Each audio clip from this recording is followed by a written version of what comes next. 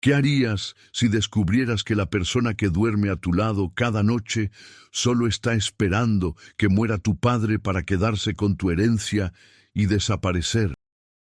Eso es exactamente lo que descubrí cuando el destino puso frente a mis ojos los mensajes que mi esposa nunca quiso que leyera. Esta es una historia ficticia basada en situaciones que muchas personas experimentan en México. Los nombres y detalles han sido modificados para proteger la privacidad. Llevaba 12 años casado cuando todo se derrumbó. 12 años de matrimonio que creí sólidos, construidos sobre confianza y planes compartidos. Mi esposa y yo vivíamos en una colonia tranquila de Querétaro, en una casa modesta que habíamos comprado juntos con mucho esfuerzo. Yo trabajaba como contador en una empresa de logística y ella era gerente de ventas en una tienda departamental. No éramos ricos, pero vivíamos bien, o al menos eso pensaba yo. Todo comenzó una tarde de jueves. Mi esposa había dejado su laptop abierta en la mesa del comedor mientras se duchaba. Normalmente nunca revisaría sus cosas, nunca he sido de esos esposos celosos y controladores, pero ese día una notificación luminosa apareció en la pantalla.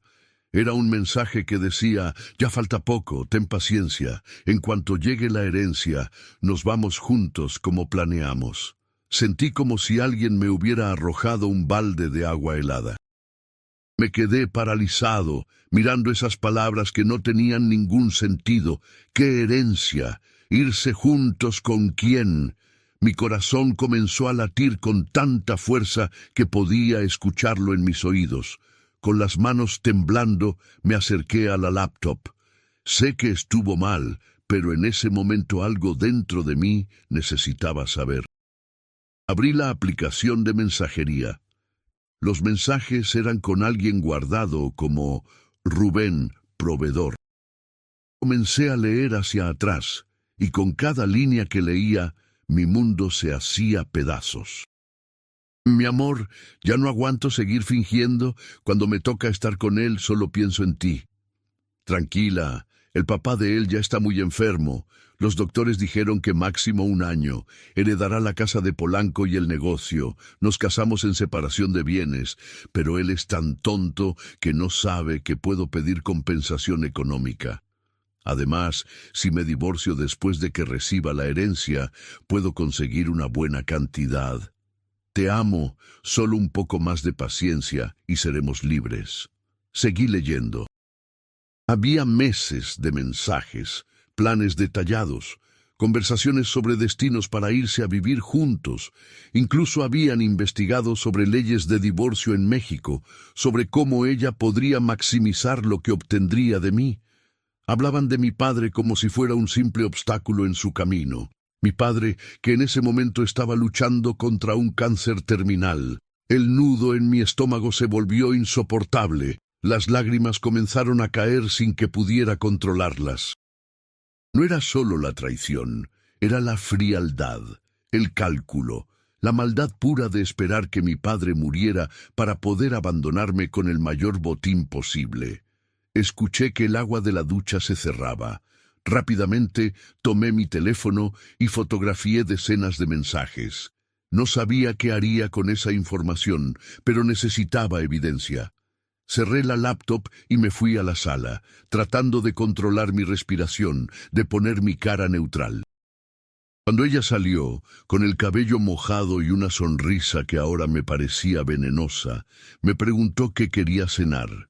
Le respondí con voz automática que lo que ella quisiera.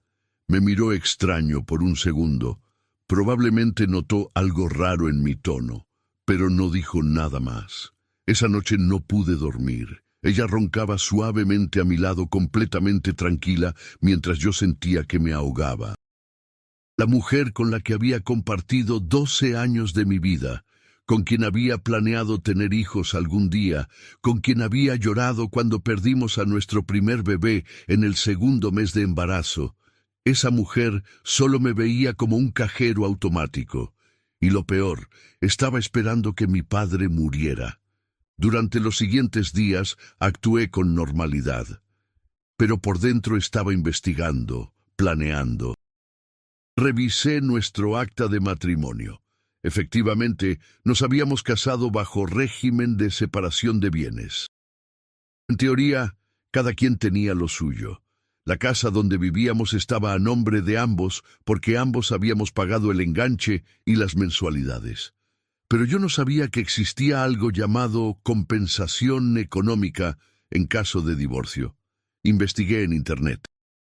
Descubrí que en México, incluso en separación de bienes, si uno de los cónyuges se dedica preponderantemente al hogar, puede pedir hasta el 50% de lo que el otro adquirió durante el matrimonio.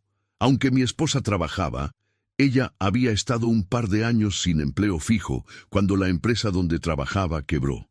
Durante ese tiempo yo cubrí todos los gastos. Eso podría darle argumentos. Si esta historia te está resonando, suscríbete a Casos de la Vida. Narrado y activa la campanita para no perderte ningún caso. Comenta desde dónde nos ves. Contraté a un abogado de manera discreta, le mostré las fotografías de los mensajes, me confirmó lo peor. Si yo heredaba y luego ella pedía el divorcio, dependiendo de cómo manejara esa herencia, ella podría reclamar parte. Además, si lograba probar que ella se dedicó al hogar durante parte del matrimonio, tendría derecho a compensación. Y lo más importante, si yo le demostraba que me había engañado, eso no le quitaba sus derechos económicos en el divorcio. El adulterio ya no es causal legal para negar derechos patrimoniales en muchos casos. Pero hay algo que podemos hacer, me dijo el abogado, un hombre de unos 50 años con mirada seria. Si logramos demostrar que el matrimonio fue contraído con dolo o mala fe desde el principio, o si demostramos que ella planeaba esto específicamente, podríamos argumentar fraude. Además, tenemos evidencia clara de adulterio y conspiración para defraudarte. Eso nos da ventaja. Entonces comenzamos a planear. Pero yo no quería solo divorciarme. Quería justicia. Quería que ella sintiera, aunque fuera una fracción del dolor que yo estaba sintiendo. 2 semanas después de mi descubrimiento, mientras ella estaba en el trabajo, contraté a un investigador privado. No fue barato, pero necesitaba más información sobre ese Rubén. ¿Quién era? ¿Dónde vivían esta relación? El investigador fue eficiente. En una semana tenía un expediente completo. Rubén no era proveedor de nada, era un instructor de gimnasio que ella había conocido 2 años atrás, cuando se inscribió al gym cerca de su trabajo. Tenía 32 años, 6 años menor que ella. Vivía en un departamento rentado en una colonia popular. Según las investigaciones, él también estaba casado, pero separado de hecho de su esposa, aunque no divorciado legalmente. El investigador me entregó fotografías de ellos entrando a moteles, abrazados en cafeterías, besándose en el estacionamiento del gimnasio. Cada imagen era una puñalada, pero las guardé todas. Eran municiones para lo que vendría. Mientras tanto, mi padre empeoraba. Pasaba mucho tiempo con él en el hospital. Él no sabía nada de lo que estaba pasando con mi matrimonio. No quería cargarlo con eso en sus últimos momentos. Pero cada vez que mi esposa me preguntaba, ¿cómo sigue tu papá?, con esa voz falsamente preocupada sentía náuseas. Ella no preguntaba por compasión. Preguntaba para saber cuánto faltaba para su gran premio. Una tarde, mi padre me llamó a solas a su habitación del hospital. Estaba muy delgado, consumido por la enfermedad, pero su mirada seguía siendo clara. «Hijo, necesito decirte algo importante», comenzó con voz débil. «He arreglado todo con el notario. La casa de Polanco quedará a tu nombre cuando yo falte. También el negocio de importaciones. Tu hermana recibirá el departamento de Coyoacán y las inversiones. Todo está en el testamento, ya firmado». Me abrazó con la poca fuerza que le quedaba. «Cuida esos bienes. Los construí con mucho sacrificio para ustedes. Y cuídate tú también, hijo. Sé feliz». No pude contenerme y lloré en su hombro. Él pensaba que lloraba solo por su partida cercana. No sabía que también lloraba por la traición que estaba viviendo, por la pérdida de mi matrimonio, por el cinismo de la mujer que supuestamente me amaba. Mi padre falleció 3 semanas después. Fue un viernes por la mañana. Yo estaba con él, sosteniéndole la mano. Mi esposa llegó al hospital 1 hora después de que él había partido, con los ojos secos pero actuando el papel de nuera afligida. Me abrazó y me dijo: «Estoy aquí para ti, mi amor, en las buenas y en las malas, como prometimos». Esas palabras sonaron tan huecas que casi vomito. El funeral fue un borrón. Mucha gente, muchas condolencias, mucho dolor genuino. Mi esposa se mantuvo a mi lado todo el tiempo, jugando su papel de esposa devota. Pero yo sabía la verdad, y pronto ella también la sabría. Después del funeral vinieron los trámites de la herencia. El notario leyó el testamento. Como mi padre había dicho, yo heredaba la casa de Polanco, una propiedad de 4 recámaras en una de las zonas más exclusivas de la Ciudad de México, valuada en varios millones de pesos, y el negocio de importaciones, que generaba ingresos estables. Mi hermana recibió su parte, y ambos quedamos satisfechos con la distribución justa que mi padre había hecho. Vi cómo los ojos de mi esposa brillaban cuando escuchó sobre la casa de Polanco. Trató de disimular, pero yo la conocía. O al menos, ahora sí la conocía de verdad. Esa noche, en casa, ella estaba inusualmente cariñosa. Me preparó mi cena favorita, puso música suave, se sentó junto a mí en el sofá.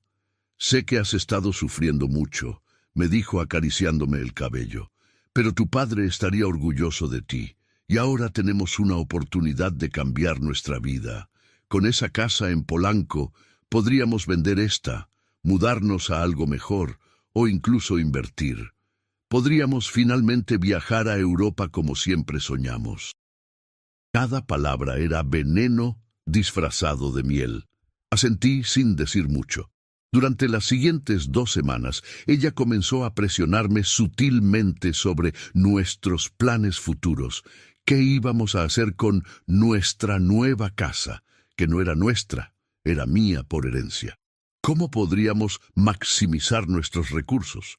Incluso sugirió que pusiéramos la casa de Polanco en venta para dividir el dinero entre los dos y comprar algo más pequeño. Yo solo asentía y le decía que necesitaba tiempo para procesar todo.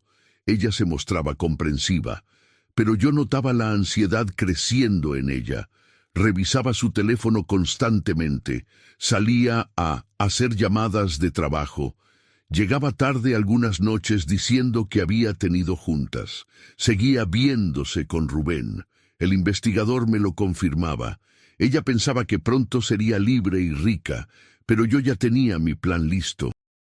2 meses después del fallecimiento de mi padre, cuando los trámites de herencia estaban prácticamente finalizados y la casa de Polanco ya estaba completamente a mi nombre, decidí actuar. Una tarde llegué a casa temprano del trabajo. Ella estaba en la sala, viendo televisión. «Necesitamos hablar», le dije con voz seria. Ella apagó la televisión y me miró con algo de preocupación. «¿Qué pasa?» Saqué una carpeta de mi portafolio. La puse en la mesa de centro frente a ella. «Abre», le ordené. Con manos temblorosas, abrió la carpeta. Adentro estaban todas las impresiones, los mensajes entre ella y Rubén, las fotografías del investigador privado, extractos bancarios que mostraban pagos a moteles cargados a su tarjeta de crédito, todo. Vi cómo el color abandonaba su rostro. Sus ojos se movían frenéticamente sobre los papeles y sus manos comenzaron a temblar más. ¿Qué es esto?», balbuceó. «Es la verdad», respondí con voz fría. «Es lo que realmente eres. Es el plan que tenías para destruirme. Es la prueba de que durante 2 años estuviste esperando que mi padre muriera para poder robarme y largarte con tu amante». Ella comenzó a llorar. «No, No es lo que parece, yo puedo explicar. No me insultes más con mentiras, la interrumpí. Lo sé todo. Sé que llevas 2 años engañándome con Rubén. Sé que planeabas divorciarte justo después de que yo heredara. Sé que investigaste cómo maximizar lo que podrías quitarme en el divorcio. Sé que esperabas que mi padre muriera como si fuera un trámite pendiente en tu agenda. Las lágrimas caían por sus mejillas, pero ahora yo podía ver que no eran de remordimiento. Eran de pánico, de frustración porque la habían descubierto justo cuando estaba a punto de ganar. Yo te amé, intentó decir. Al principio sí te amé, pero las cosas cambiaron, tú cambiaste, y Rubén me hizo sentir. No termines esa frase, le advertí. No te atrevas a culparme de tu traición. Yo nunca cambié. Yo seguí siendo el mismo hombre que trabajó doble turno cuando te quedaste sin empleo, el mismo que te cuidó cuando tuviste esa cirugía, el mismo que lloró contigo cuando perdimos al bebé. Yo nunca cambié. Tú simplemente nunca fuiste quien decías ser. Se quedó en silencio, mirando al suelo. Mañana, continué, recibirás la demanda de divorcio. Mi abogado ya preparó todo. Tengo evidencia suficiente no solo de adulterio, sino de que contraviniste las obligaciones del matrimonio con dolo y mala fe. Tienes 2 opciones. Firmas un convenio de divorcio donde renuncias a cualquier compensación económica y nos dividimos únicamente la casa donde vivimos, mitad y mitad, o nos vamos a juicio y expongo públicamente cada mensaje, cada fotografía, cada detalle de tu plan. Tu familia se enterará, tu trabajo se enterará, todo el mundo sabrá qué clase de persona eres. Dale like si alguna vez has sentido que la vida te puso en una situación imposible. Tu apoyo nos impulsa a seguir narrando estas historias. Su rostro se endureció. La vi transformarse en segundos. De la esposa suplicante pasó a mostrar su verdadero rostro, frío, calculador. Haz lo que quieras, dijo limpiándose las lágrimas con rabia. Tengo derechos. Me casé contigo. Te di 12 años de mi vida. Tengo derecho a compensación. Un juez lo verá así. Puede ser, admití. Pero ¿sabes qué más verá un juez? Verá que planeaste esto estratégicamente, que cometiste fraude matrimonial y, sobre todo, verá que tu amante Rubén sigue legalmente casado. ¿Sabías eso? Él nunca se divorció oficialmente, así que técnicamente ambos están cometiendo adulterio agravado, y eso sí tiene consecuencias legales. Vi un destello de miedo en sus ojos. No lo sabía. Además, continué, la herencia de mi padre no entró en bienes mancomunados porque nos casamos en separación de bienes, y las herencias son propiedad individual del heredero. Así que la casa de Polanco y el negocio son completamente míos. No tienes derecho a nada de eso. Puedes pelear por compensación sobre mis ingresos del trabajo durante el matrimonio, pero con la evidencia que tengo de tu conducta, dudo mucho que un juez sea generoso contigo. Me levanté y caminé hacia la puerta. Tienes hasta mañana para decidir. O firmas el convenio civilizado, o esto se pone muy feo para ti. Yo ya perdí a la mujer que creí que eras. No tengo nada más que perder, pero tú sí. Piénsalo bien. Salí de la casa y me fui a un hotel. Necesitaba aire, espacio, alejarme de ella. Esa noche ella me llamó 37 veces. Dejó mensajes de voz llorando, suplicando, luego insultando, luego amenazando, y finalmente volviendo a suplicar. No contesté ninguno. Al día siguiente, mi abogado le entregó personalmente la demanda de divorcio y el convenio propuesto. La división era simple. La casa donde vivíamos se vendería y el dinero se dividiría equitativamente. Cada quien conservaba sus bienes personales. Ella renunciaba a compensación económica. No habría pensión entre nosotros, pues no había hijos. Divorcio limpio. Ella intentó pelear. Contrató a un abogado. Hubo audiencias de conciliación.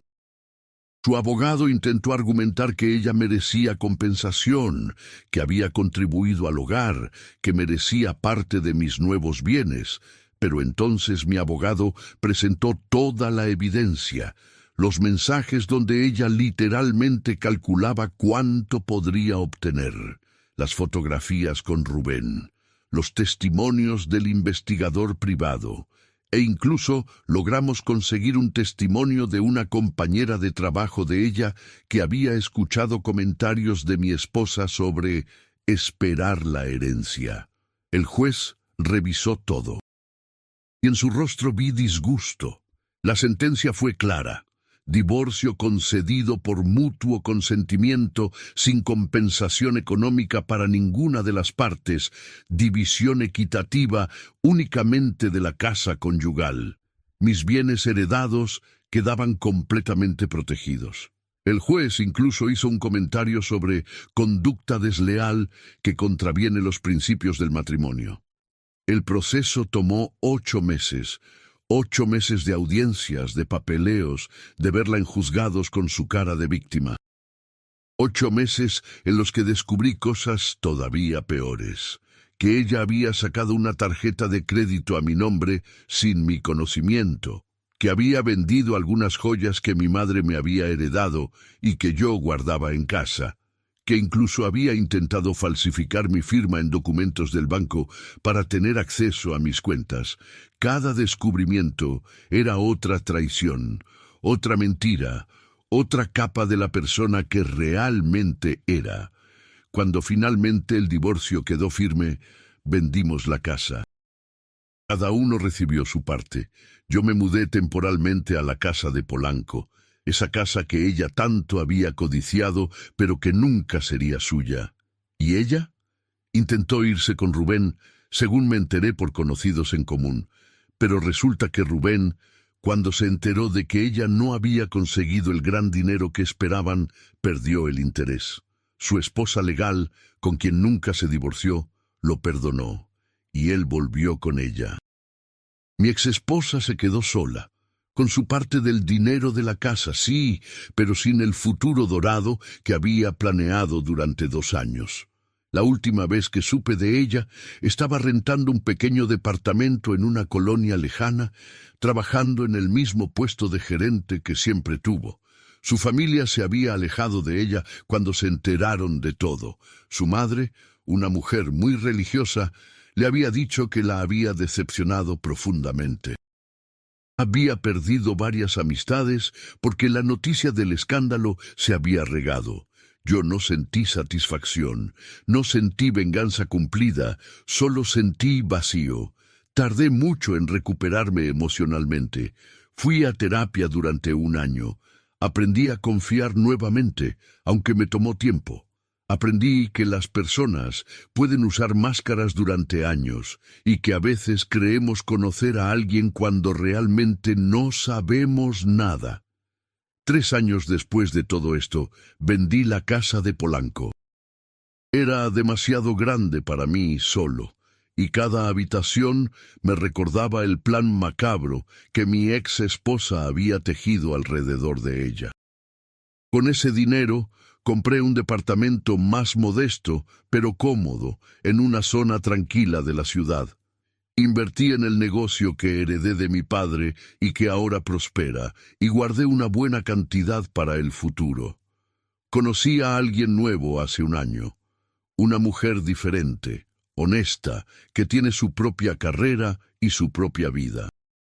Alguien que no necesita nada de mí excepto compañía y cariño genuino.